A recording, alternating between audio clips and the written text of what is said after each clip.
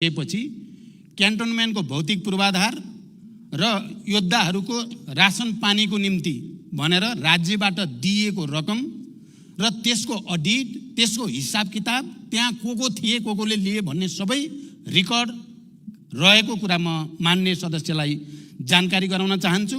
र त्यति बेला गिरिजा प्रसाद कोइराला प्रधानमन्त्री हुनुहुन्थ्यो अनि डाक्टर प्रकाश शरण महत अर्थमन्त्री हुनुहुन्थ्यो। उहाँहरू समेतको रामशरण महत, प्रकाश शरण होइन, प्रकाश शरण त अहिले हुनुहुन्छ, रामशरण महत अर्थमन्त्री हुनुहुन्थ्यो। उहाँहरू समेतले रुजु गरिसकेपछि त्यो पटाक्षेप भइसकेको कुरा हो। यसलाई अहिले राजनीतिक आग्रह र पूर्वाग्रहका साथ उठाउने गरिएको देख्दा म आफै आश्चर्यमा पर्ने गरेको छु। इतिहासको एउटा त्यस्तो परिघटना जसले देशलाई शान्तिको नयाँ युगतिर ल्याउन मद्दत गर्यो। इतिहासको त्यो संवेदनशील घडी जति बेला विभिन्न क्यान्टोनमेन्टमा हजारौं लडाकुहरू राखेर देशलाई, शान्तिलाई, लोकतन्त्र र परिवर्तनलाई संस्थागत गर्न मद्दत गर्यो र त्यो रकम जो राज्यबाट दिइयो र त्यसको अडिट भएर टुङ्गो लागिसकेको विषय पटक पटक राजनीतिक आग्रहको रूपमा ल्याइएको छ भन्ने मेरो बुझाइ छ। यो पहिलो पाटो म प्रश्न गर्न चाहन्छु।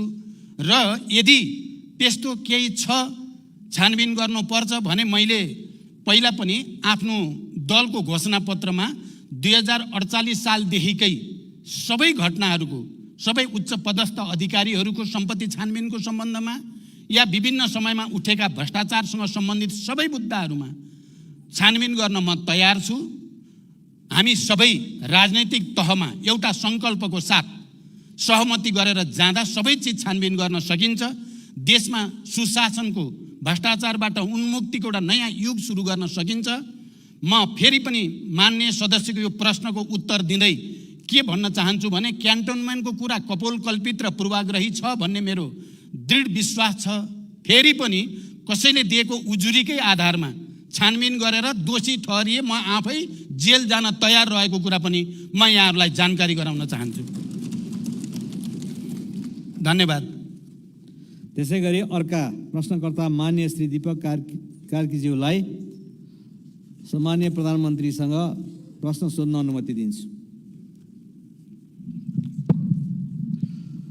सम्मान्य सभामुखज्यू मार्फत सम्मान्य प्रधानमन्त्रीज्यूलाई मेरो र म आबद्ध दल जनता समाजवादी पार्टी नेपालको तर्फबाट नागरिकता सम्बन्धीको प्रश्न छ।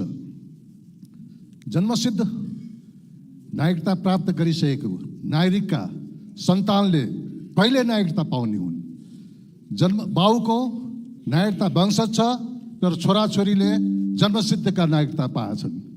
यसकारण जन्मसिद्ध नागरिकता प्राप्त गरेका नागरिकहरूको फास्ट ट्र्याकबाट कानुन ल्याई अविलम्ब नागरिकता दिन सकिन्छ कि सकिँदैन?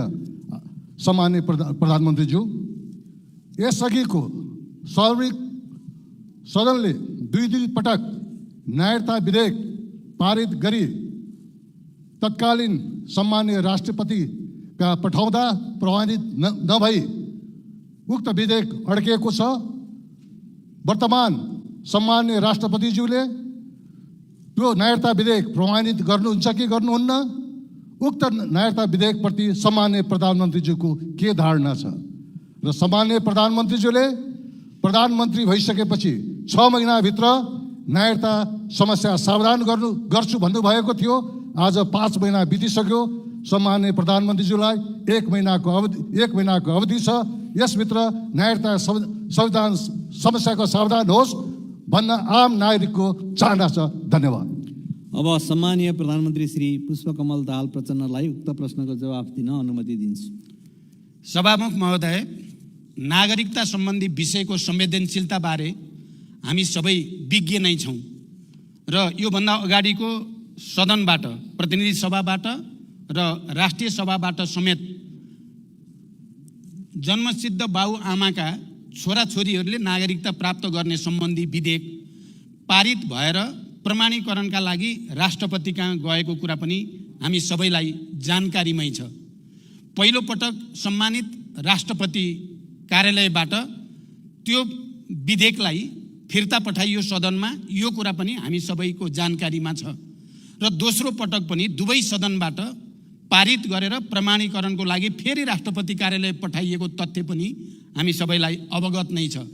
तर दोस्रो पटक तत्कालीन सम्मानित राष्ट्रपतिजीले न त्यसलाई खारेज भनियो, न त्यसलाई फेरि फिर्ता पठाउने कुनै प्रावधान थियो, न त्यसलाई अरू केही गर्न सकिने स्थिति नै थियो। खालि प्रमाणीकरण गर्नुपर्ने संवैधानिक बाध्यता मात्रै थियो। संविधानले कहीँ कतै ठाउँ दिएको थिएन। तर राष्ट्रपति कार्यालयले त्यसलाई होल्डमा राखेको स्थिति छ। न फिर्ता, न खारेज, न अरू कुनै बाटो, त्यो होल्डमा छ राष्ट्रपति कार्यालयमै। अब त्यसको पोजिसन के हुने र अहिले नयाँ सदन र नयाँ राष्ट्रपतिले त्यो होल्डमा रहेको विधेयकलाई प्रमाणीकरण गर्ने या अर्को कुनै बाटो छ भन्ने बारेमा संविधानविद, कानुनविद, राजनीतिज्ञहरूसँग छलफल चलिरहेको छ। र म के कुरा प्रश्न गर्न चाहन्छु भने हामीले बार एसोसिएसन लगायत संविधान र कानुनका विज्ञहरूसँग एउटा ठुलो छलफलको आयोजना बालुवाटारमा गरेका थियौँ र त्यो छलफलमा उपस्थित सबै पूर्व महान्यायाधिवक्ता, अहिलेका महान्यायाधिवक्ता लगायत सबै संविधान र कानुन विज्ञहरू जो उपस्थित हुनुहुन्थ्यो, उहाँहरू सबैले सर्वसम्मत रूपमा त्यो विधेयकलाई राष्ट्रपतिले प्रमाणीकरण गर्न केही बाधा छैन, उहाँले प्रमाणीकरण गर्न सक्नुहुन्छ र गर्नु पनि पर्छ भन्ने नै सुझाव थियो। र त्यो सुझावको आधारमा मैले सम्माननीय राष्ट्रपतिजीलाई भएको छलफलको जानकारी पनि गराएँ। यस्तो छलफल भयो र यो सुझाव छ भन्ने कुरा राष्ट्रपतिजीले यो बारेमा मैले पनि केही कानुनविद, संविधानविदहरूको राय लिएर मात्रै यसको बारेमा टुङ्गोमा पुग्छु भन्ने जानकारी दिनुभयो र अहिलेसम्म सायद उहाँ अध्ययनकै प्रक्रियामा हुनुहुन्छ। र अब यही सदनमा दुईटै सम्भावना म देख्छु। त्यहाँ उपस्थित भएको सुझावको आधारको एउटा बाटो, अर्को बाटो फेरि यही सदनबाट नै, अहिलेको यो नयाँ सदनबाट त्यसको विषयमा एउटा या त सङ्कल्प प्रस्ताव मार्फत या अरू कुनै प्रस्ताव मार्फत राष्ट्रपतिजीलाई त्यो विधेयकको बारेमा प्रमाणीकरण गर्न अनुरोध गर्ने बाटो एउटा हुन सक्छ, या अर्को क्याबिनेटबाट डिसिजन गरेर राष्ट्रपतिसँग अनुरोध गर्ने पनि एउटा बाटो हुन सक्छ। तर अब त्यो विधेयकलाई खारेज गरेर फेरि अर्को विधेयक ल्याउने बारेमा पनि मतहरू छन्। फेरि सदनमा अर्को विधेयक ल्याएर त्यो जिरोमा गयो। त्यसकारण अब त्यो जिरोमा गइसकेको विधेयकलाई, अब मृत भइसकेको विधेयकलाई जीवित मान्न सकिँदैन भन्ने मत पनि सदनभित्र पनि छ, सदन बाहिर पनि छ। त्यसकारण यो विषयमा छलफल चलेको छ। माननीय सदस्यले भने जस्तै म के ठान्छु र मेरो तर्फबाट प्रधानमन्त्रीको हैसियतले मेरो के कोसिस छ भने 1 महिनाभित्रै यसको टुङ्गो लाग्छ। धन्यवाद। अर्का प्रश्नकर्ता माननीय श्री मेटमणि चौधरीको तर्फबाट माननीय श्री शेरबहादुर कुँवरलाई सम्माननीय प्रधानमन्त्रीसँग प्रश्न सोध्न अनुमति दिन्छु। सम्माननीय सभामुखज्यूको अनुमतिले सम्माननीय प्रधानमन्त्रीज्यू समक्ष मेरो प्रश्न यस प्रकार छ। नेपाललाई भुटानी शरणार्थी बनाएर अमेरिका पठाउने नाममा करोडौँको ठगी धन्दा भएको छ। यस कार्यमा शीर्ष नेतृत्व नै संलग्न रहेको प्रमाण भेटिन थालेको समाचार सञ्चार माध्यमबाट प्रसारण भइरहेको छ। अझ आरोपित भई थुनामा रहेका व्यक्तिहरूले VVIPका निर्देशनमा भए गरिएका बयानहरू दिइरहेका छन्। खासमा यो के कुरा हो? मानौ अहिलेका VVIPहरूका संलग्न भएको प्रमाणहरू जुट्यो भने के गर्नुहुन्छ? उहाँहरूलाई कारबाहीको दायरामा ल्याउनुहुन्छ कि हुँदैन? पहिलो प्रश्न। दोस्रो प्रश्न, यसै गरी मुलुक अहिले आर्थिक रूपमा सङ्कटग्रस्त छ। बजारमा पैसा अभावको कारण अर्थतन्त्र चलायमान हुन सकेको छैन। जनताहरूलाई छाक जुटाउन मुस्किल परिरहेको छ। यो अवस्था कहिलेसम्म रहने? समाधानको लागि प्रधानमन्त्रीज्यूसँग योजना के छ? धन्यवाद। सम्माननीय प्रधानमन्त्रीलाई उक्त प्रश्नको जवाब दिन अनुमति दिन्छु। सभामुख महोदय, यो विषय अहिलेको सबभन्दा बढी चर्चामा रहेको र एउटा संवेदनशील विषय हो। नेपाली नागरिकलाई नक्कली भुटानी शरणार्थी बनाउने अपराधको निष्पक्ष अनुसन्धान गरी प्रमाणका आधारमा दोषी देखिएका जुनसुकै तहका पदाधिकारी तथा व्यक्तिलाई कानुनी कारबाहीको दायरामा ल्याउन यो सरकारले कुनै कसर बाँकी राखेको छैन र बाँकी राख्ने पनि छैन। नेपाल प्रहरीको निष्पक्ष र व्यावसायिक अनुसन्धान कार्यमा कुनै निकायबाट पनि हस्तक्षेप भएको छैन, हस्तक्षेप गरिने छैन र हस्तक्षेप हुन दिइने पनि छैन। भ्रष्टाचारसँग सम्बन्धित अन्य प्रकरणको पनि कानुनअनुसार अनुसन्धान र कारबाही हुने बेहोरा म प्रष्ट गर्न चाहन्छु। दोषी कोही पनि उम्किन नपाओस्, निर्दोष कोही पनि नपरोस् भन्ने हाम्रो जोड रहेको छ। जुनसुकै तह र तबकाका भए पनि यो अपराधमा संलग्न जो कोही पनि कानुनको दायरामा आउने नै छन् र त्यो प्रक्रिया अगाडि बढी पनि सक्नु भएको छ। मान्यले सोधे जस्तो भिआइपीहरू भिभिआइपीहरू पनि परि त राखेका छन्। त्यसकारण यसमा स्वतन्त्र र निष्पक्ष रूपले छानबिन भइरहेको कुरा त्यसले प्रमाणित गर्दछ। यस्ता विषयमा सरकारले कुनै आग्रह या कुनै पूर्वाग्रह नलिई निष्पक्ष, तटस्थ र व्यावसायिक छानबिन गरी अन्तिम निष्कर्ष निकाली अपराधीलाई कानुनको दायरामा ल्याउन जोड गरेको छ। प्रधानमन्त्रीको हैसियतले मैले मान्य उपप्रधानमन्त्री तथा गृहमन्त्रीलाई यसमा दृढतापूर्वक र निष्पक्षताका साथ दोषी नउम्कने, निर्दोष नपर्ने नीति अन्तर्गत अगाडि बढ्न निर्देशित गरेको छु र मैले जानकारी पाएसम्म प्रहरीले पनि स्वतन्त्र र निष्पक्ष छानबिन प्रक्रिया अगाडि बढाइरहेको छ र यो हामी सँगै सबै राजनीतिक दलहरूको निम्ति, सबै राजनीतिक नेतृत्वको निम्ति र देशकै निम्ति पनि निकै गम्भीर र संवेदनशील विषय भएको छ। यो अब हामीले उचित निष्कर्षसहित दोषीलाई कारबाहीको दायरामा ल्याएर मात्रै सुशासनको एउटा नयाँ प्रक्रियाको थालनी गर्न सकिन्छ भन्ने सरकारको विश्वास पनि छ र सरकार त्यसमा दृढ पनि रहेको जानकारी गराउन चाहन्छु। धन्यवाद। अर्का प्रश्नकर्ता मान्य श्री अनिता देवीलाई सम्मानीय प्रधानमन्त्रीसँग प्रश्न सोध्न अनुमति दिन्छु। सम्मानीय सभामुख महोदय मार्फत सम्मानीय प्रधानमन्त्रीज्यूलाई प्रश्न राख्न चाहन्छु। किसानहरूलाई धानको बिउ छर्ने समय आइसक्यो। हामी आफ्नो जिल्ला क्षेत्रमा जाँदा किसानहरूको एउटै माग हुन्छ, यसपालि पनि मल र बिउ समयमा पाउँछ कि पाउँदैनन्। किसानहरूको माग पुरा गराउन जनमत पार्टीले लामो समयसम्म किसान आन्दोलन पनि गर्यो। जनमत पार्टीका नेता कार्यकर्ताहरूले गोली समेत खाए, जेलसम्म गए। अझै अनेकौं झुठा मुद्दाहरू किसान आन्दोलनकारीहरूमाथि लगाइएकै छ। त्यो फिर्ता लिने पहल पनि सरकारले गरेन। के यो सरकारले पनि किसानहरूलाई व्यवस्था गर्ने र किसान आन्दोलनकारीहरूलाई दमन गर्ने नीति नै लिएको हो त? धन्यवाद। सम्मानीय प्रधानमन्त्रीज्यूलाई उक्त प्रश्नको जवाफ दिन अनुमति दिन्छु। सभामुख महोदय, मान्यहरूलाई जानकारी भएकै विषय हो कि हाम्रो कृषिको उत्पादन र उत्पादकत्व मौसमी प्रणालीमा आधारित रहँदै आएको छ। किसानहरूलाई समयमा नै मल र बिउ उपलब्ध गराउन रासायनिक मल उत्पादन गर्ने कारखाना नेपालमा नै स्थापना गर्ने सम्बन्धमा गम्भीर ढङ्गले अध्ययन भइरहेको जानकारी गराउन चाहन्छु। सर्वसुलभ तरिकाले रासायनिक मल उपलब्ध गराउन रासायनिक मलमा अनुदान दिनुको साथै भारत सरकारसँग मल खरिदको सम्झौता भइसकेको जानकारी पनि म यो सम्मानित सदनलाई गराउन चाहन्छु। यस वर्ष समयमै मल बिउ उपलब्ध गराउन मैले बेलैमा कृषि मन्त्रालय लगायत सम्बन्धित निकायलाई निर्देशन दिइसकेको छु र कृषि मन्त्रालयबाट यस सम्बन्धी कार्य अगाडि बढी पनि सकेको छ। यस वर्षको नीति कार्यक्रम र बजेटमा कृषिलाई र किसानहरूको हितलाई अनि उत्पादन र रोजगारी सृष्टिको कुरालाई उच्च प्राथमिकता दिइने कुरा पनि म जानकारी गराउन चाहन्छु। धन्यवाद। अर्का प्रश्नकर्ता मान्य श्री सर्वेन्द्रनाथ शुक्लालाई सम्मानीय प्रधानमन्त्रीसँग प्रश्न सोध्न अनुमति दिन्छु। सम्मानीय सभामुख महोदय, सभामुख मार्फत मेरो सम्मानीय प्रधानमन्त्रीज्यूलाई प्रश्न छ कि भ्रष्टाचार निवारण सम्बन्धी ऐन कानुन, सुशासन अनुरूप राज्यको आचरण र सम्बन्धित निकायहरूबीच तालमेलको अभावले गर्दा भ्रष्टाचार विरुद्धका काम कारबाही यथेष्ट रूपमा अगाडि बढ्न सकेको छैन। यो समन्वय कहिलेसम्म गर्ने र कसरी हुने, यसबारे सरकारको योजना केही छ भने जानकारी पाऊँ।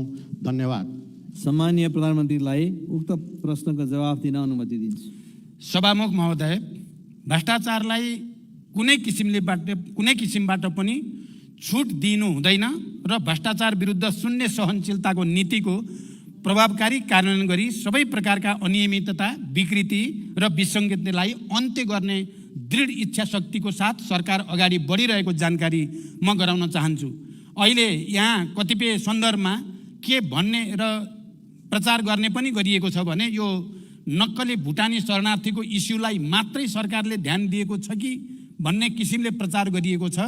म मान्य सदस्यको प्रश्नको उत्तर दिँदै यो सम्मानित सदनलाई के जानकारी गराउन चाहन्छु भने अहिलेको सरकारले यो नक्कली भुटानी शरणार्थीको इस्यु मात्रै होइन, अन्य तमाम विगतका ठुल्ठुला घटना जो विवादमा रहे ती सबैको छानबिन गर्ने कुरा, सम्पत्ति शुद्धिकरणसँग सम्बन्धित ठुल्ठुला केसहरूलाई छानबिन गर्ने र दोषीलाई कारबाही गर्ने कुरा, अनि राजस्वमा भएका ठुल्ठुला चलखेलहरूलाई छानबिन गर्ने कुरा, अनि अरू पुँजी बजारसँग सम्बन्धित ठुल्ठुला सेटिङहरूलाई भत्काउने कुरा सरकारले सुरु गरिसकेको जानकारी म गराउन चाहन्छु। त्यसकारण यी भ्रष्टाचारसँग सम्बन्धित विषयका निम्ति आवश्यक परे ऐनहरूमा संशोधन गर्ने, आवश्यक ऐनहरू निर्माण गर्ने कुरालाई पनि अगाडि बढाउन जरुरी छ। यथार्थमा आज देश जसरी आर्थिक, राजनैतिक, सांस्कृतिक रूपले पनि गम्भीर अप्ठ्यारो स्थितिबाट गुज्रिनु परेको छ, त्यसको एउटा र भन्न सकिन्छ मुख्य कारण संस्थागत भ्रष्टाचार नै हो। चौतर्फी भ्रष्टाचार र विकृतिले गर्दा देश निकै अप्ठ्यारो ठाउँतिर जान थालेको हुनाले म यो सम्मानित सदनसँग र यसका सबै राजनीतिक नेतृत्वसँग अपिल गर्न चाहन्छु। हामीलाई अहिले एउटा अवसर छ आफूलाई सच्याउने राजनीतिक दलहरू, यो सम्मानित सदनलाई पनि एउटा ठुलो ऐतिहासिक अवसर छ। भ्रष्टाचार र विकृतिका विरुद्ध, विसङ्गतिका विरुद्ध एउटा नयाँ अभियानको थालनी गरेर देशलाई एउटा साँच्चै लोकतन्त्र र गणतन्त्र, जनताको लागि, देशको लागि, विकासको लागि, समृद्धिको लागि, सुशासनको लागि सबैभन्दा राम्रो व्यवस्था हो भन्ने प्रमाणित गर्ने एउटा अवसर हामीलाई प्राप्त छ। यो अवसर हामी कसैले गुम्न नदिउँ भनेर म अपिल गर्न चाहन्छु। धन्यवाद। अर्का प्रश्नकर्ता मान्य सदस्य श्री गङ्गाराम चौधरीलाई सम्मानीय प्रधानमन्त्रीसँग प्रश्न सोध्न अनुमति दिन्छु। सम्मान्य सभामुख महोदय मार्फत सम्मान्य प्रधानमन्त्रीलाई मेरो प्रश्न। पहिलो प्रश्न, 2072 सालको टिकापुर घटनालाई लक्षित बनाएर गरेको सर्वोच्च अदालतको फैसलालाई भूमिपुत्रहरू र नागरिक मुक्ति पार्टीले सम्मान गर्दछ। साथै सम्मानित सर्वोच्च अदालतको फैसलालाई सबैले सम्मान गर्नुपर्नेछ र गर्नु पनि पर्दछ। तर सम्मान्य सभामुख महोदय, पहिचान सहितको आफ्नो हक अधिकार माग्दा गरिएको आन्दोलनमा सम्मानित सर्वोच्च अदालतबाट गरिएको फैसला न्यायपूर्ण भयो र थारूहरूले 2072 सालमा आफ्नो हक अधिकार। सभामुख महोदय, यसको जवाब सभामुख मार्फत मैले माननीय गृहमन्त्री र सम्मान्य प्रधानमन्त्रीज्यूबाट पाउनै पर्छ। दोस्रो प्रश्न, सभामुख महोदय, माननीय रेशम चौधरी लगायत टिकापुर राजबन्दीहरू अन्यायमा परेका छन्। टिकापुर घटनापछि ग्रिसलाल चन्दको संयोजकत्वमा लाल आयोग प्रतिवेदन तयार गरिएको थियो, तर हालसम्म त्यो लाल आयोग प्रतिवेदन कहाँ छ, कोसँग छ, त्यसको जिम्मेवारी कसले लिएको छ, त्यो प्रतिवेदन सरकार किन लुकाइएर राखेको छ? सम्मानित अदालतको फैसला स्वीकारेर हाम्रा नेता जेलमा बस्नुपर्ने, तर सरकारले सम्मान्य अदालतको फैसला नतेर्ने। सम्मानित सर्वोच्च अदालतले लाल आयोग प्रतिवेदनलाई सार्वजनिक गर्न नदिएको जानकारी अहिले सम्मान्य प्रधानमन्त्रीज्यूबाट मैले पाएँ, तर सम्मानित सर्वोच्च अदालतले लाल आयोग प्रतिवेदनलाई सार्वजनिक गर्न दिएको आदेशलाई पनि हालसम्म सरकारले सार्वजनिक गराउन नसक्नु कति अन्यायपूर्ण छ। सभामुख महोदय, त्यो लाल आयोग प्रतिवेदन सार्वजनिक गर्न आखिर सरकारलाई बाधा अर्चन हुने समस्या के छ, कहाँ छ, त्यसको के रहस्य लुकेको छ त्यो प्रतिवेदनमा? कुन जाडुको छरी छ? अरू को फस्दैछन् त्यो प्रतिवेदनमा? कतै अरू राजनीतिक दलका कार्यकर्ता र नेता बचाउनलाई त्यो प्रतिवेदन लुकाएर राखेको त होइन? सभामुख महोदय, म सभामुख महोदय मार्फत आज प्रधानमन्त्रीज्यूलाई प्रश्न गर्न चाहे, लाल आयोग प्रतिवेदन सार्वजनिक गर्न किन सरकार डराइरहेको छ? र अन्तमा मैले सभामुख महोदय, भर्खरै टिकापुर घटनाको कारण 7 वर्ष जेल जीवन बिताउने सीताराम थारू निर्दोष साबित भएर कारागार मुक्त भएका छन्। उहाँको 7 वर्ष जेल जीवनको क्षतिपूर्ति कसले दिने? त्यसैले सभामुख महोदय, टिकापुर घटनामा सफाई पाएका ती सबै निर्दोषलाई सरकारले अविलम्ब क्षतिपूर्ति दिनुपर्छ। र अन्तमा मेरो तेस्रो प्रश्न के छ भनेपछि, हालसम्म सुदूरपश्चिम सरकार बन्न नसक्नुको राज के हो? सभामुख महोदय मार्फत म प्रधानमन्त्रीज्यूलाई, सामान्य प्रधानमन्त्रीज्यूलाई प्रश्न गर्न चाहे। सरकार बनेको 5 महिना पुग्दैछ, हालसम्म सुदूरपश्चिम सरकार बनाउन नसक्ने सरकार के कारणले बन्न सकेको छैन? धन्यवाद। सम्मानीय प्रधानमन्त्रीज्यूलाई उक्त प्रश्नको जवाफ दिन अनुमति दिन्छु। सभामुख महोदय, मान्य सदस्यले एउटा प्रश्नको ठाउँमा 4-5वटा प्रश्न जोडेर गर्नुभयो, केही छैन, ठिक छ। लाल आयोगको प्रतिवेदनबारे मैले अघि नै प्रश्न गरिसकेको छु र सरकार यो प्रतिवेदन सार्वजनिक गर्ने पक्षमा नै छ भन्ने कुरा पनि मैले अघि नै भनिसकेको छु, किनकि म नै प्रधानमन्त्री हुँदा नै यो आयोग गठन भएको हुनाले। तर त्यसमा जे व्यवहारिक र कानुनी जटिलता छन् तिनलाई फुकाएर मात्रै त्यसलाई सार्वजनिक गर्न सकिन्छ भन्ने कुरा म प्रश्न गर्न चाहन्छु। र राजनीतिक आन्दोलनका कारण जेल जीवन बिताइरहेका बन्दीहरूका सम्बन्धमा सरकारको यसै सम्मानित संसदमा विधेयक प्रस्तुत भइसकेको छ र विधेयक छिटै निष्कर्षमा पुग्ने पनि म विश्वास व्यक्त गर्न चाहन्छु।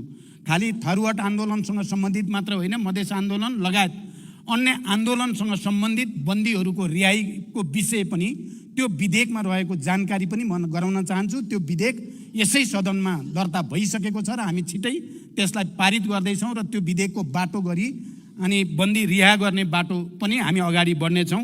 यो कुरा पनि म प्रश्न गर्न चाहन्छु।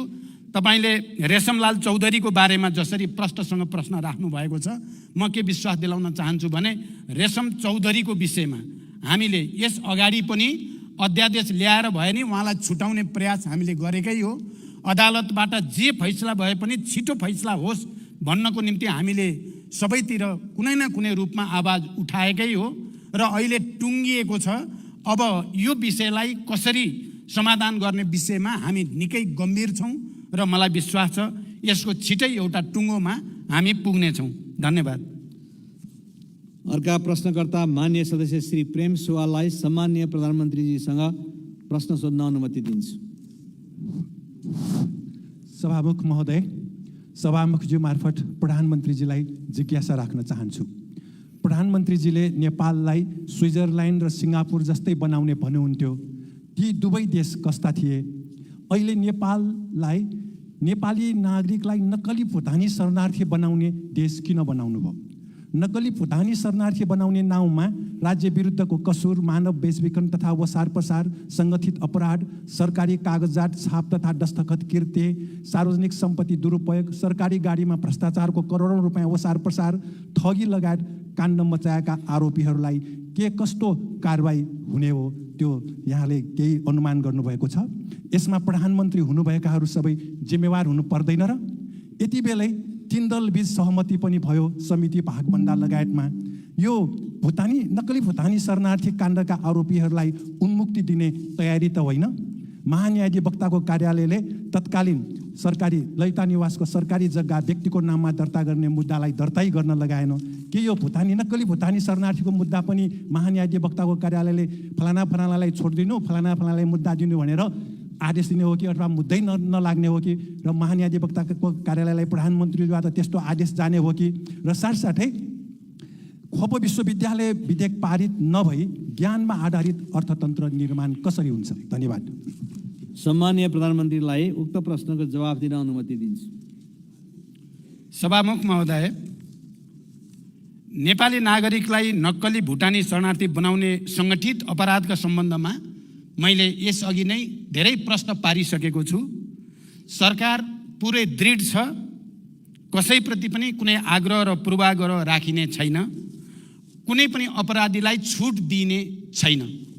यति भनिसकेपछि म मान्य सदस्य र उहाँ मार्फत यो सम्मानित सदनलाई के कुरा प्रश्न गर्न चाहन्छु भने यो केस चाहिँ, यो इस्यु भनौँ मुद्दा अब कुनै पार्टी विशेषको, सरकार विशेषको या कुनै नेता विशेषको मात्रै रहेको छैन।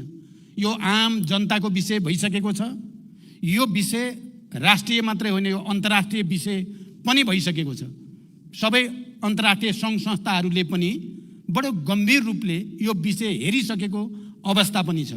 एकातिर सरकार दृढताको साथ दोषीलाई नछोड्ने, निर्दोषलाई नपार्ने नीति अन्तर्गत एउटा निष्कर्षमा पुर्याउन अगाडि बढेको छ भने अर्कोतिर जनता र विश्वको नजर पनि यसमा परेको हुनाले मान्य सदस्यले कुनै शङ्का गर्नु पर्दैन।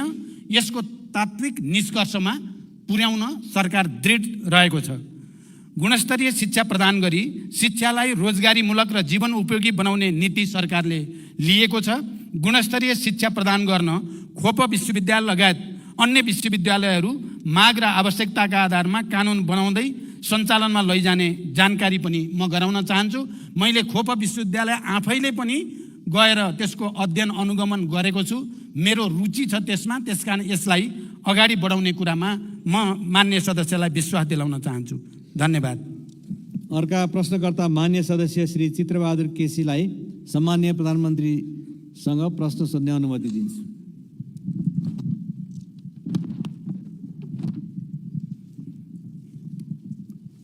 सम्माननीय सभामुखज्यू मार्फत सम्माननीय प्रधानमन्त्रीलाई प्रश्न गर्न चाहन्छु। नेपालमा नयाँ प्रधानमन्त्री हुँदा विदेश भ्रमणमा जाँदा पहिलो भ्रमण भारतबाटै गर्नुपर्ने नेपालीको बाध्यता के होला? यति हो। सम्माननीय प्रधानमन्त्रीलाई उक्त प्रश्नको जवाफ दिन अनुमति दिन्छु। सभामुख महोदय, नेपालमा त्यस्तो कुनै बाध्यता छैन र यो बाध्यता छैन भन्ने कुराको जवाब मैले आफ्नो पहिलो प्रधानमन्त्री कालमा दिइसकेको छु व्यवहारबाट नै। तर भारतसँगको हाम्रो सिमाना, खुला सिमाना, हाम्रो आर्थिक, व्यापारिक, राजनीतिक, सांस्कृतिक सम्बन्धको विशिष्टताको कारणले त्यो प्रचलन रहेको भए पनि त्यस्तो कुनै राजनीतिक बाध्यता भने हामीलाई छैन र त्यो कुरा हामीले प्रमाणित पनि गरिसकेका छौँ। धन्यवाद। त्यस्तै अर्का प्रश्नकर्ता मान्य सदस्य श्री प्रभु शाहलाई सम्माननीय प्रधानमन्त्रीसँग प्रश्न सोध्ने अनुमति दिन्छु। सम्माननीय सभामुखज्यू मार्फत सम्माननीय प्रधानमन्त्रीजीलाई प्रश्न गर्न चाहन्छु। अहिलेसम्म नेपाली नागरिकता त्यागेर विदेशी नागरिकता लिनेहरूको सङ्ख्या कति हो? उनीहरू किन नेपाल त्यागे? नेपाल छोडेपछि उनीहरूको सम्पत्तिको अवस्था के छ? विदेश लग्यो भने के कति सम्पत्ति लग्यो? यसलाई रोक्न सरकारले अहिलेसम्म के कस्तो कदम चालेको छ?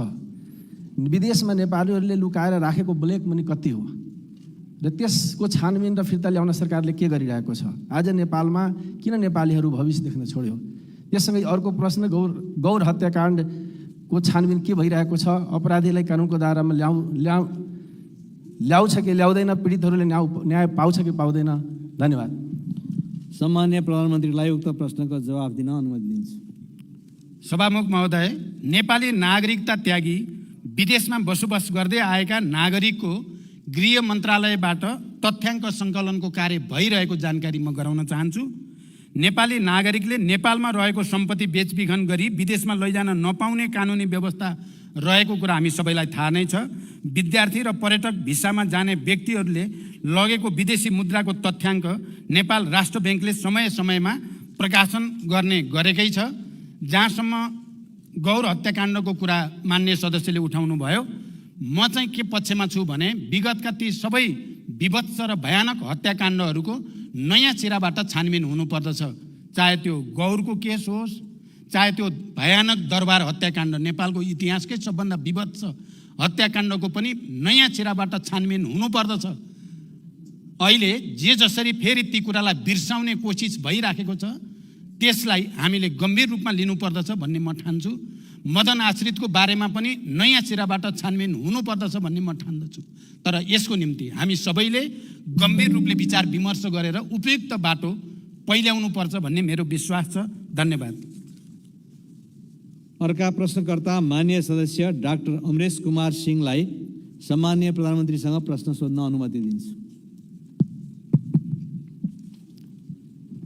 सम्मानीय सभामुख महोदय, सभामुख मार्फत सम्मानीय प्रधानमन्त्रीजीलाई केही प्रश्न राख्न चाहन्छु।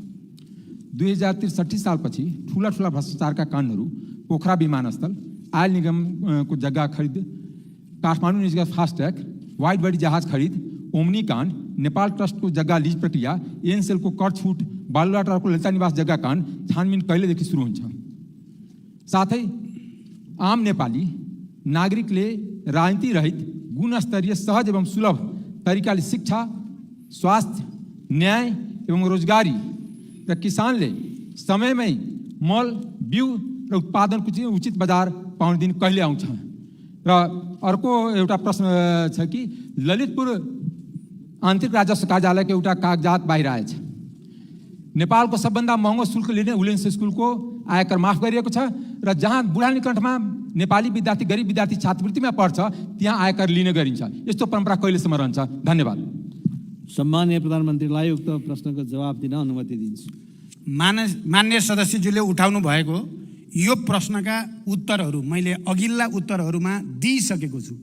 त्यसकारण यी सबै ठुल्ठुला काण्डहरू, हत्याकाण्डहरू या भ्रष्टाचारका काण्डहरूको छानबिन प्रक्रिया अगाडि बढाउने बारे सरकार गम्भीर रूपले लागिरहेको जानकारी म फेरि दोहोऱ्याउन चाहन्छु र अन्य विषयहरू चाहिँ को बारेमा तपाईँले ध्यान आकर्षण गराउनु भएको छ। ध्यान आकर्षण भएको कुरा पनि म जानकारी गराउँछु। धन्यवाद।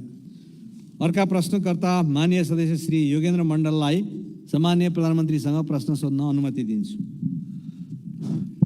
सम्माननीय सभामुख महोदय, सम्माननीय सभामुख महोदय मार्फत प्रधानमन्त्रीज्यूलाई मेरो प्रश्नभन्दा पनि संसदको पहिलो बैठकमा प्रधानमन्त्रीज्यूले आफ्नो भनाइ राख्दा धेरै राम्रा उच्च विचार, देश बनाउने विचारहरू राख्नु भएको थियो। त्यो विचारहरू अहिले पनि झल्झली आइरहेछ। त्यो मध्ये बेरोजगारी, 50 लाख गरिब किसानहरूको कुरा उठाउनु भएको थियो। त्यसमा पनि विशेष गरी नागरिकताको विषय 6 महिनाभित्र नागरिकताको समस्या समाधान गर्छु भनेर भन्नुभएको थियो। त्यसै सन्दर्भमा अहिले भर्खर प्रधानमन्त्रीले जवाब पनि दिनुभयो, 6 महिना 1 महिनाभित्र गर्छु। र यो 1 महिनाभित्र गर्छु भन्दाखेरि हामी कति प्रतिशतले विश्वस्त हौँ कि कन्फर्म यसपालि 1 महिनाभित्र यो नागरिकता हुन्छ, यो मेरो प्रश्न हो। र सँगसँगै अहिले सुन्नमा आएको खास गरी खेलाडीहरू जुन अन्तर्राष्ट्रिय खेलाडी जुन भएको छ, अहिले हाम्रो नेपालको जुन गौरव हामीलाई गौरव दिलाएको छ, ती खेलाडीहरूलाई रकम दिने, आर्थिक सहयोग गर्ने सरकारले घोषणा गर्ने र त्यो चाहिँ पहिला पनि घोषणा गरेको र भर्खर अस्ति घोषणा गरेको पनि पहिला पनि नपाएको भन्ने सुन्न आएको छ। के हो, म अनुरोध गर्न चाहन्छु। धन्यवाद। सम्माननीय प्रधानमन्त्रीज्यूलाई उक्त प्रश्नको जवाफ दिन अनुमति दिन्छु। सभामुख महोदय, नागरिकता समस्या समाधान सम्बन्धमा म प्रधानमन्त्री हुँदै गर्दा दुईटा गठबन्धन अगाडि आए। बडो यो पनि एउटा संयोग नै भन्नुपर्दछ। र दुवै गठबन्धनले साझा न्यूनतम कार्यक्रमको घोषणा गर्दै गर्दा नागरिकताको मुद्दालाई 6 महिनाभित्र समाधान गर्ने कमिटमेन्ट, प्रतिबद्धता व्यक्त गरिएको छ।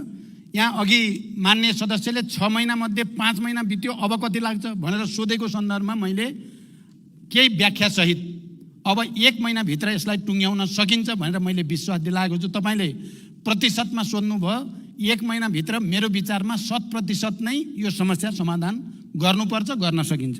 धन्यवाद। अर्का प्रश्नकर्ता मान्य सदस्य श्री दीपक गिरीलाई म सम्माननीय प्रधानमन्त्रीज्यूलाई आफ्नो प्रश्न राख्न अनुमति दिन्छु। सम्मान्य सभामुखज्यू, म सम्मान्य सभामुखज्यू मार्फत प्रधानमन्त्रीजीलाई एउटा प्रश्न राख्न गइरहेको छु। 7 दशक पहिला विक्रम सम्वत 2011 सालमा स्थापना भएको दाङ तुलसीपुर स्थित ऐतिहासिक र मध्यपश्चिम जनताको लागि महत्त्वपूर्ण तरिगाउँ विमानस्थल हालसम्म स्तर उन्नति हुन सकेन। हाल तपाईँको प्रधानमन्त्री कालमा ATR 72 वा सो सरह जहाज अवतरण र उडान गर्न सक्ने गरी सो विमानस्थलको धावन मार्ग स्तर उन्नति हुँदैछ भन्ने र चर्चा चलेको छ। आगामी अब 2080-81 मा तरिगाउँ विमानस्थलको धावन मार्ग स्तरोन्नति गर्न नेपाल सरकारसँग के कस्तो योजना र रणनीति रहेको छ? धन्यवाद। जय नेपाल। सम्माननीय प्रधानमन्त्रीलाई उक्त प्रश्नको जवाफ दिन अनुमति दिन्छु। सभामुख महोदय, देशको एउटा मेरुदण्डकै रूपमा रहेको हवाई सेवालाई सुरक्षित, भरपर्दो, व्यवस्थित र अन्तर्राष्ट्रिय स्तरको बनाउन सरकार प्रयत्नशील रहेको कुरा म जानकारी गराउन चाहन्छु। दाङ तुलसीपुर स्थित तरिगाउँ विमानस्थललाई क्षेत्रीय विमानस्थलका रूपमा विकास गर्न संस्कृति, पर्यटन तथा नागरिक उड्डयन मन्त्रालयले सम्भाव्यता अध्ययन गरिसकेको छ। यसलाई स्तरोन्नति गर्ने कार्यलाई उच्च प्राथमिकतामा राखिएको छ। हामीले अन्तर्राष्ट्रिय स्तरको विमानस्थल निर्माणको कुरालाई प्राथमिकतामा राखेका छौँ, तर त्यसको बारेमा जति गम्भीर ढङ्गले विचार गरिनुपर्ने हो, कुन हवाई मैदान सबभन्दा पहिला बनाउनु पर्ने हो, कुन पछि बनाउनु पर्ने हो भन्नेमा कहीँ न कहीँ हामी चुकेको महसुस हुन्छ। हामीले फास्ट ट्र्याक भनेर अरबौँ खर्च गरेर फास्ट ट्र्याक रोड बन्दैछ, सेनाले त्यसलाई अगाडि बढाइरहेको छ। यहाँहरूलाई जानकारी भएकै छ, केही दिन अगाडि मात्रै म लगायत सरकारको एउटा उच्चस्तरीय टोलीले त्यसको अनुगमन भ्रमण पनि गर्यो। त्यो फास्ट ट्र्याक रोड यथार्थमा तराई मधेसलाई र मुख्यतः निजगढ विमानस्थललाई टार्गेट गरेर बनाउने निर्णय गरिएको हो। त्यसकारण निजगढ विमानस्थललाई अगाडि बढाउने कुरामा पनि सरकार प्रतिबद्ध छ र समग्रमा नेपालको हवाई सेवालाई व्यवस्थित गर्ने कुरामा सरकार दृढताको साथ अगाडि बढेको जानकारी गराउन चाहन्छु। धन्यवाद। अर्का प्रश्नकर्ता माननीय सदस्य श्री रघुजी पन्तलाई सम्माननीय प्रधानमन्त्रीसँग आफ्नो प्रश्न राख्न अनुमति दिन्छु।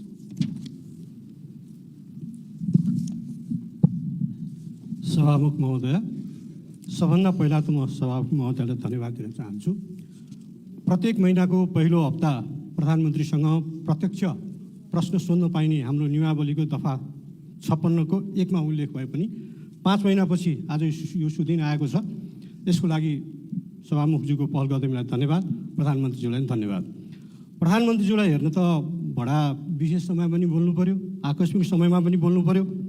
जनता दुब्लाएर गएका छन्, मारमा परेका छन्, महँगीमा परेका छन्, आर्थिक मन्दी छ। यी सबैको बारेमा प्रधानमन्त्रीसँग छलफल गर्न पाइयोस् यो संसदमा भनेर पटक पटक आग्रह गरियो। केही नलागेर 0 आवरमा प्रधानमन्त्री कहाँ हुनुहुन्छ भनेर खोज्नुपर्ने, सूचना जारी गर्नुपर्ने अवस्था पनि आयो। धन्यवाद छ। आज धेरै दिनपछि देखेर होला प्रधानमन्त्रीज्यू, मेरो आँखालाई भ्रम परेको त होइन होला, प्रधानमन्त्रीज्यू पहिलेभन्दा ह्यान्डसम देखिनु भएको छ। के भन्नुभयो? झन् दौरासुरा लाएर आउनु भएको छ, खाइलाग्दो पनि देखिनु भएको छ। कामना छ प्रधानमन्त्रीज्यू जति खाइलाग्दो देखिनु भएको छ, नेपाली जनता पनि छिटै नै त्यस्तै खाइलाग्दो देखिउन्। म अब आफ्नो प्रश्नतिर जान चाहन्छु सभामुख महोदय। तर प्रश्न सोध्नुभन्दा अगाडि म अर्को एउटा प्रश्न गर्न चाहन्छु। यो प्रश्न कसले आउट गर्यो? मेरो प्रश्न, अरू सांसदहरूको प्रश्न कसले आउट गर्यो? यो संसदभित्र प्रधानमन्त्रीलाई प्रत्यक्ष प्रश्न सोध्ने विशेषाधिकार सांसदको मात्रै हो। सांसदले त्यो प्रश्न नसोध्दै ती प्रश्नहरू अखबार र सञ्चार माध्यमहरूमा आउनु उपयुक्त हुँदैन। मैले बुझेसम्म यस्ता विषयहरू सांसदको विशेषाधिकारसँग सम्बन्धित कुरा हुन्। यो जहाँबाट गएको भए नि म यसलाई ठुलो इस्यु बनाउन चाहन्न, तर आइन्दा यहाँ प्रश्न सोध्नुभन्दा अगाडि सांसदले सोधिने प्रश्नहरू आउट हुनु हुँदैन। हाई स्कुलको प्रश्न आउट भए पनि, कलेजको प्रश्न आउट भए पनि, संसदको प्रश्न आउट भए पनि त्यो राम्रो मानिँदैन। मेरो प्रश्न छ, यो नेपाल भारत सम्बन्धका विविध पक्ष 1950 को सन्धि लगायत ती विविध पक्षमा सुझाव दिन गठित प्रबुद्ध व्यक्ति समूह इमिनेन्ट पर्सन ग्रुपको प्रतिवेदन तपाईको भारत भ्रमणको बेलामा दुवै प्रधानमन्त्रीले बुझ्ने काम हुन्छ कि हुँदैन? यदि भारत भ्रमणको बेलामा बुझ्ने काम भएन भने यो प्रतिवेदन तपाईले नेपाल फर्केपछि कहिले बुझ्नुहुन्छ? लिम्पियाधुरा, कालापानी, लिपुलेख सहित मिचिएका भूमि फिर्ता गरी नेपाल भारत बीच सीमा समस्या समाधान गर्ने विषय तपाईको भ्रमणको कार्यसूचीमा परेको छ कि छैन? धन्यवाद। सम्माननीय प्रधानमन्त्रीलाई उक्त प्रश्नको जवाफ दिन अनुमति दिन्छु। सभामुख महोदय, माननीय सदस्यले मेरो अलि धेरै नै प्रशंसा भनौँ कि व्यङ्ग के भन्ने हो, त्यसको लागि धन्यवाद। म धेरै खाइलाग्दो भएको छु जस्तो लागेको छैन। मेरो तौल चाहिँ घटिराखेको छ, देख्दाखेरि तपाईँले राम्रो देख्नुभएछ। तपाईँको आँखालाई पनि धन्यवाद। अब अर्को चाहिँ मान्य सदस्यले बडो मार्मिक ढङ्गले राख्नुभयो। यो सदनमा मान्य सदस्यहरूले प्रत्यक्ष रूपमा प्रधानमन्त्रीलाई सोध्ने प्रश्न पहिले नै मिडियामा आउनु राम्रो होइन। यसमा सतर्क हुनुपर्छ र यसलाई रोकिनुपर्छ भन्ने कुरा। अघि एकछिन मेरो कार्यकक्षमा त्यहाँ थोरै व्यङ्ग जस्तो पनि भयो। एकजना मान्य सदस्यले भन्नुभयो पहिल्यै गएछ प्रश्न, मैले सोधेँ मेरो उत्तर पनि आछ कि छैन बाहिर? अब मेरो उत्तर पनि बाहिर आइसकेको छ भने त सदन बस्नै परेन। प्रश्न पनि आइसकेको छ, उत्तर आएको रहेनछ। कम्तीमा त्यो कुरा चाहिँ गनिमत भन्नुपर्छ। जहाँसम्म भारत भ्रमणबारे कुरा मान्य सदस्यले राख्नु भएको छ, यी सबै गम्भीर विषयमा इपिजी रिपोर्टदेखि लिएर सीमा समस्यासँग सम्बन्धित विषयहरू, हाम्रो जमिनसँग सम्बन्धित विषयहरूमा पनि हामीले के कुरा प्रश्न गरेका छौँ भने हाम्रो 1 इन्च जमिन पनि हामी छोड्न सक्दैनौँ, हामीलाई छिमेकीको 1 इन्च जमिन पनि चाहिँदैन। यो नीति अन्तर्गत हामी नेपालका सबै राजनीतिक दलहरू र यो सम्मानित सदन सबै नै हामी एकमत नै छौँ। त्यही मान्यताभित्र रहेर नै भारत सरकारसँग कुराकानी हुन्छ। जहाँसम्म त्यसलाई बुझ्ने या नबुझ्ने कुरा रिपोर्टलाई या देशभित्र आएपछि के हुन्छ भन्ने कुरा भारत भ्रमणमा गएर कुरा गरिसकेपछिको परिस्थितिमा मात्रै भन्न सकिन्छ। तर म के विश्वास दिलाउन चाहन्छु भने नेपालको राष्ट्रिय हित, नेपालको राष्ट्रिय एकता, अखण्डता र स्वाधीनतामा कुनै किसिमको सम्झौता या कुनै किसिमको भ्रम पर्न दिइने छैन। यति विश्वास चाहिँ म दिलाउन सक्छु। धन्यवाद। अर्का प्रश्नकर्ता मान्य सदस्य श्री दिलेन्द्र प्रसाद बडुललाई सम्माननीय प्रधानमन्त्रीसँग आफ्नो प्रश्न राख्न अनुमति दिन्छु। सम्माननीय सभामुख महोदय, सम्माननीय प्रधानमन्त्रीलाई मेरो प्रश्न छ। सम्माननीय प्रधानमन्त्रीको आसन्न भारत भ्रमणमा देशको पश्चिमोत्तर सीमा कालापानी, लिफुलेक र लिम्पियाधुराको सीमा विवादको एजेन्डा समावेश छ या छैन? यस सन्दर्भमा उच्चस्तरीय वार्ताको कूटनीतिक तयारी के छ? स्पष्ट जानकारी चाहियो। हस्, धन्यवाद। सम्माननीय प्रधानमन्त्रीलाई उक्त प्रश्नको जवाफ दिन अनुमति दिन्छु। सभामुख महोदय, नेपालको परराष्ट्र नीति संयुक्त राष्ट्रसङ्घको बडापत्र, असंलग्नता र पञ्चशीलको सिद्धान्तमा आधारित रहेको कुरा यो सम्मानित सदनलाई जानकारी नै छ। राष्ट्रको सर्वोपरि हितलाई ध्यानमा राखी छिमेकी राष्ट्र लगायत सबै मित्र राष्ट्रसँग देशको सार्वभौम सत्ता, अखण्डता, स्वतन्त्रता, पारस्परिक सम्मान र लाभका आधारमा द्विपक्षीय सम्बन्ध विस्तार गर्ने नेपालको परराष्ट्र नीतिलाई निरन्तरता दिने प्रतिबद्धता व्यक्त गर्न चाहन्छु। सीमा सम्बन्धी सबै समस्याहरू पनि कूटनैतिक माध्यमबाट समाधान गरिने र छिमेकी मित्र राष्ट्रहरूसँग सौहार्द र घनिष्ठ सम्बन्ध कायम गर्ने नीति सरकारले लिएको छ। नेपाल भारत सम्बन्धका विविध पक्षहरूलाई पुनरावलोकन गरी समसामयिक बनाउने कार्यमा कूटनीतिक पहलहरू जारी रहेको जानकारी पनि यस सम्मानित सदनलाई गराउन चाहन्छु। नेपाल आफ्नो 1 इन्च भूमि पनि अन्य राष्ट्रलाई नदिने र अरू राष्ट्रको भूमि नलिने सिद्धान्तमा अडिग छ। यसै सिद्धान्तमा रहेर छिमेकीसँग सम्बन्ध कायम गर्न नेपाल प्रयत्नशील रहेको छ। मेरो निकट भविष्यमा हुने भारत भ्रमण पनि नेपालको बृहत्तर हित अभिवृद्धि गर्ने कार्यमा केन्द्रित रहने विश्वास म व्यक्त गर्न चाहन्छु। धन्यवाद। अर्का प्रश्नकर्ता मान्य सदस्य श्री विद्या भट्टराईलाई सम्माननीय प्रधानमन्त्रीसँग आफ्नो प्रश्न राख्न अनुमति दिन्छु। सम्माननीय सभामुख महोदय, म सम्माननीय सभामुख महोदय मार्फत सम्माननीय प्रधानमन्त्रीज्यूलाई प्रश्न गर्न चाहन्छु। मेरो प्रश्नलाई गम्भीरतापूर्वक सम्माननीय प्रधानमन्त्रीज्यूले सम्बोधन गर्नुहुनेछ भन्ने विश्वास समेत राख्न चाहन्छु। पहिलो प्रश्न, भ्रष्टाचार व्यथिति र आर्थिक सङ्कटले आम नागरिकलाई आक्रोशित बनाएको छ।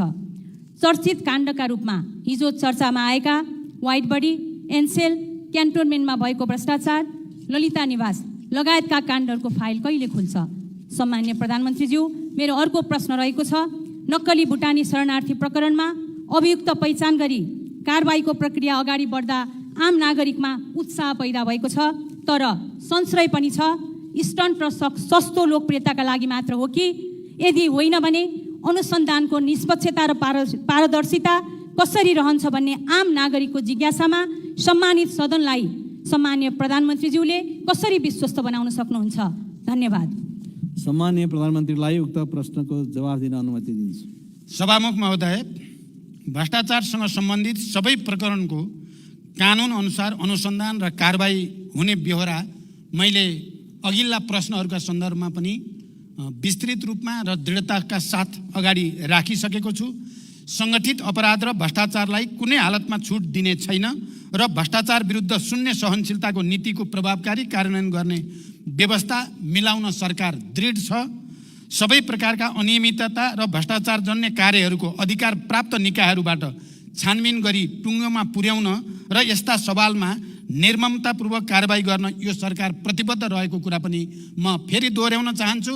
जहाँसम्म नक्कली भुटानी शरणार्थी बनाउने कुरा छ, यो 3 करोड करिब नेपालीहरूको आँखा केन्द्रित भएको र विश्वको ध्यान पनि केन्द्रित भएको हुनाले यो कुनै स्टन्टबाजी कसैले गर्ने कुरा सोच्नु पनि ठुलो भुल हुन्छ भनेर म राख्न चाहन्छु। हामी सबैको र देशकै इज्जतको प्रतिष्ठाको कुरा भएको छ यो, र भ्रष्टाचार र व्यथितिलाई रोक्ने प्रक्रियाको थालनी बिन्दु हुँदैछ यो नक्कली भुटानी शरणार्थीको इस्यु।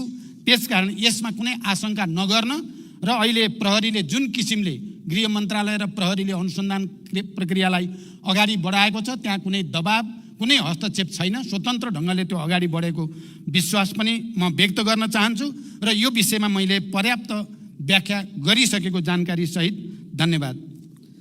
अर्का प्रश्नकर्ता मान्य श्री रामहरि खतिवडालाई सम्माननीय प्रधानमन्त्रीसँग आफ्ना प्रश्न सोध्न अनुमति दिन्छु।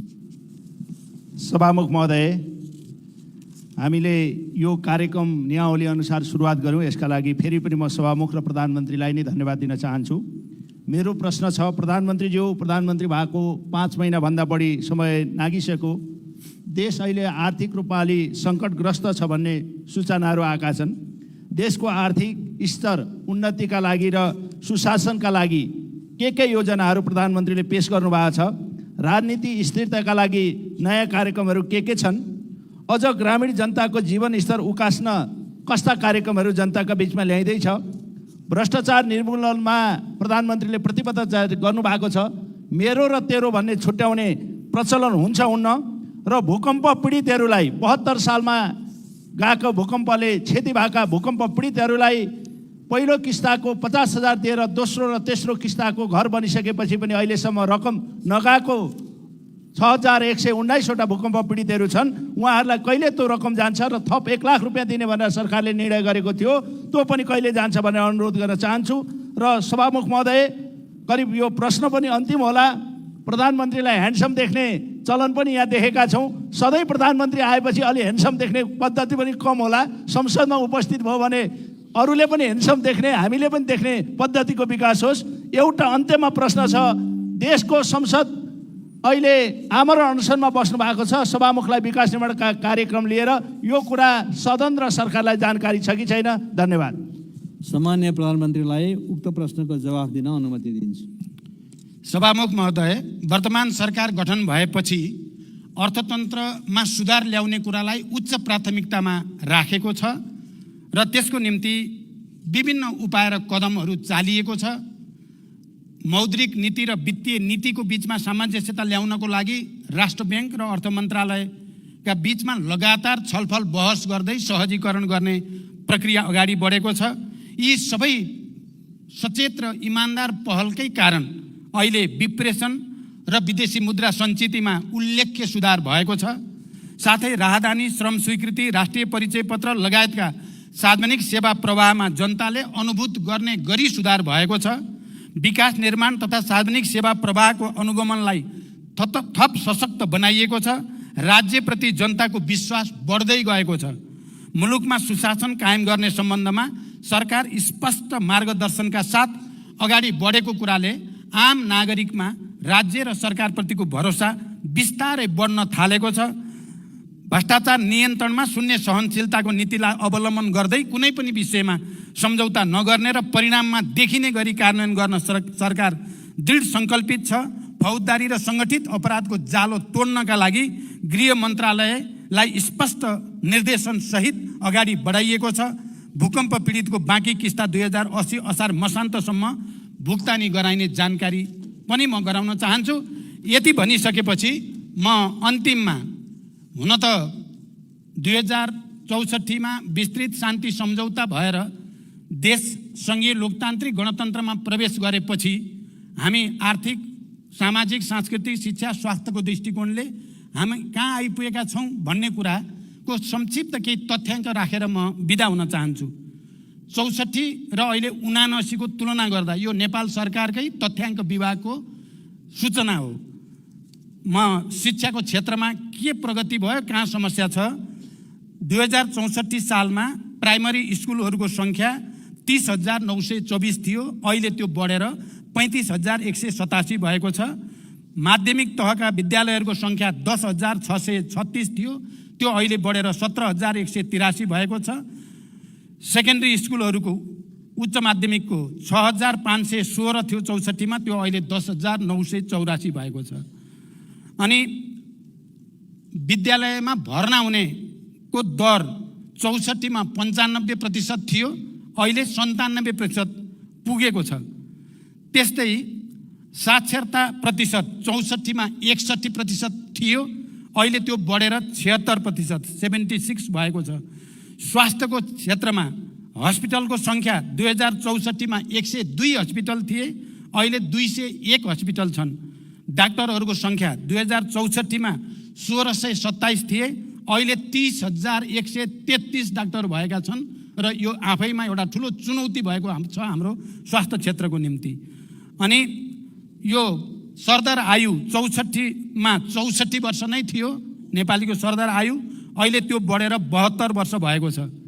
अनि बाल मृत्यु दर 64मा 48%, 1000मा 48 बालबालिका मृत्यु हुने गर्थ्यो, अहिले त्यो घटेर 28मा आएको छ।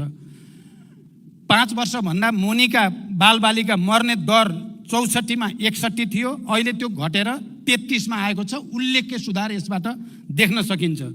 अनि इन्स्टिट्युसनल डेलिभरी अथवा अस्पतालमा या स्वास्थ्य केन्द्रमा गएर डेलिभरी बच्चा जन्माउने प्रक्रिया 64मा 18% मात्रै जान्थे अस्पतालमा गएर बच्चा जन्माउने काम, अहिले 79%, धेरै ठुलो प्रगति त्यसमा देखिएको छ।